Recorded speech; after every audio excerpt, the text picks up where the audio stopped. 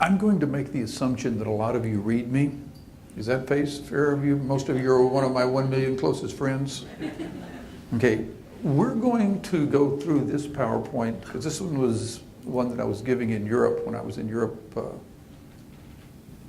2 weeks ago, last week, sometime. I travel, so sometimes I kind of just, somebody asks me, how do I keep up? I say, well, I get up in the morning and I look at my phone and I ask myself, where am I? Where am I supposed to be?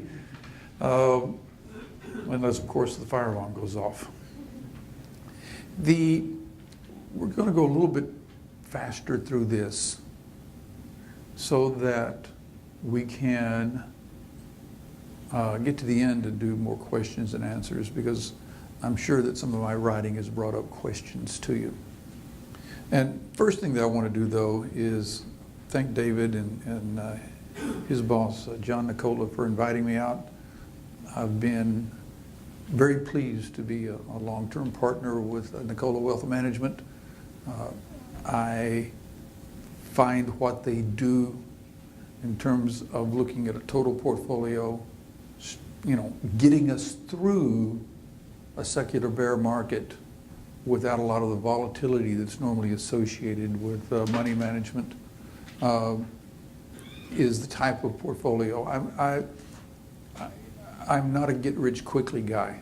I like getting wealthier slowly. Work hard, save a lot of money, make your money work for you, and I like what they do, and I'm really pleased to be a partner with them. Now, one of the things that I was thinking about over the year, as it turned, was a concept of sustainability and unsustainability. We look around the world and we intuitively know that the US, Europe, Japan is not sustainable. Something has to change. And Minsky taught us, we'll get to that in a minute, that stability leads to instability. I paraphrase that. Unsustainability will lead to sustainability, because you have to have a transition. If something can't be sustained, then it won't be. So I've been thinking about this transition process, because I think that's where we are. Now, Lennon, one of my favorite one-line persons, that's a joke, guys, work with me, even in Canada, that's supposed to be funny, said that there are decades when nothing happens and there are weeks when decades happen. I think 2013 is going to be one of those years when a lot of things happen. You go back to 2001 and you saw that China entered the WTO, there was the introduction of the euro, and 9/11. All have major impacts today. I think it is that unsustainability that we're going to start seeing some trends develop that we're going to look back and go, wow, 2013, that was the year. What I mean by unsustainable is a world in which expenses rise faster than income.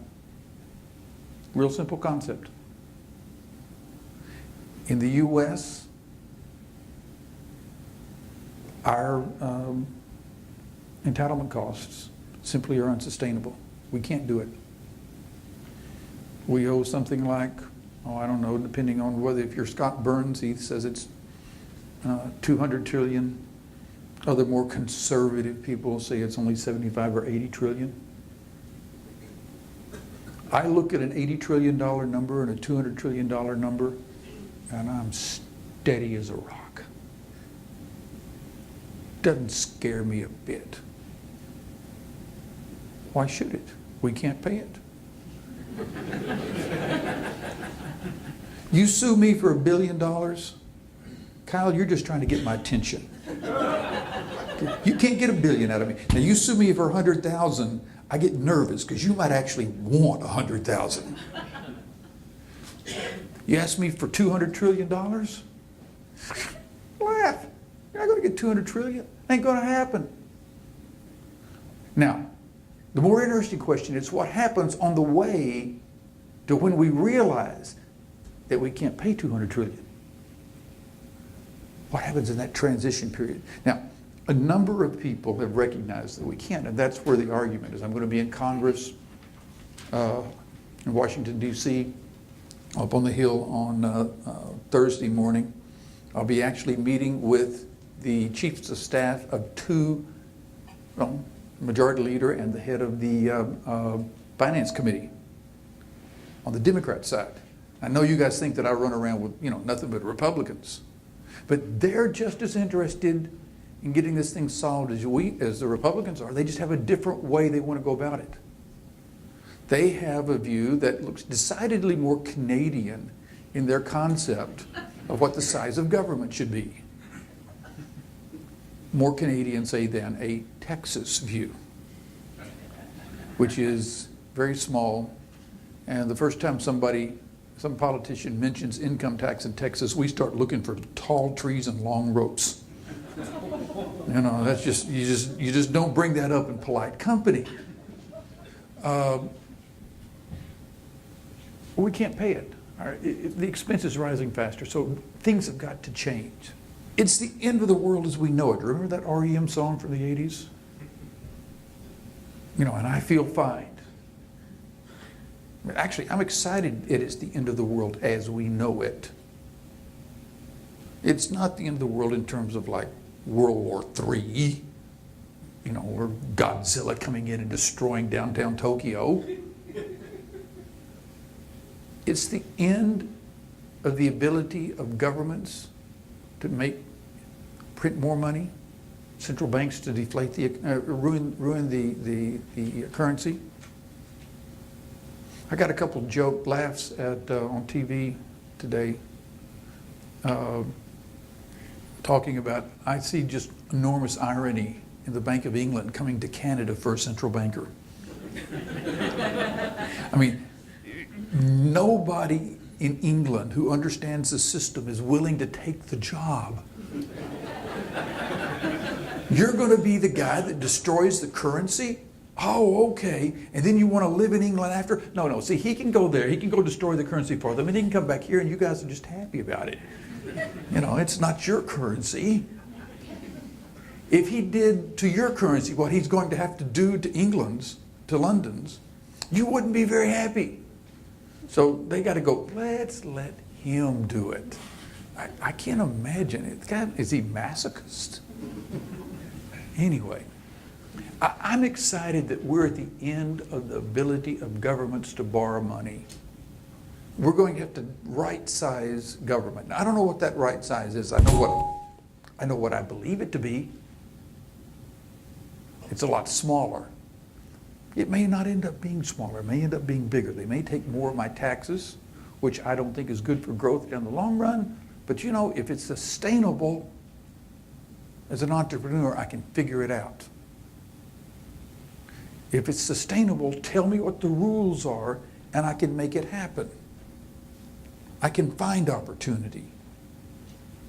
What I worry about, and what other entrepreneurs worry about, businesses worry about, is the unsustainable. What happens when you come up against the wall?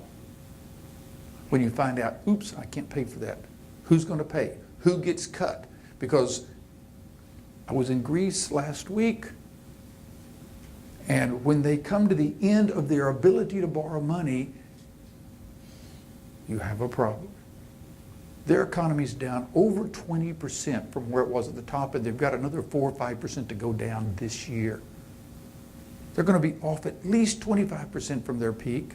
Unemployment's 26, 27% and rising. It could scare 30%. That's what the chairman of the Council of Economic Advisors, the inside guy, says, it can go to 30. They're worried. They're worried about social unrest in the next 6 months. They think they'll get through it. Everybody's cautiously optimistic. But they've run out of their ability to borrow money. They have to develop a sustainable government. That's what the Troika, that's what the IMF and the ECB and the EU are telling them. You've got to have a sustainable government. Everybody else calls that austerity. And me, it's just like, spending less than you make. It's not a nasty word. Actually, have a little left over at the end of the month. I keep trying to tell my kids that's a great concept. Let Dad have some left over.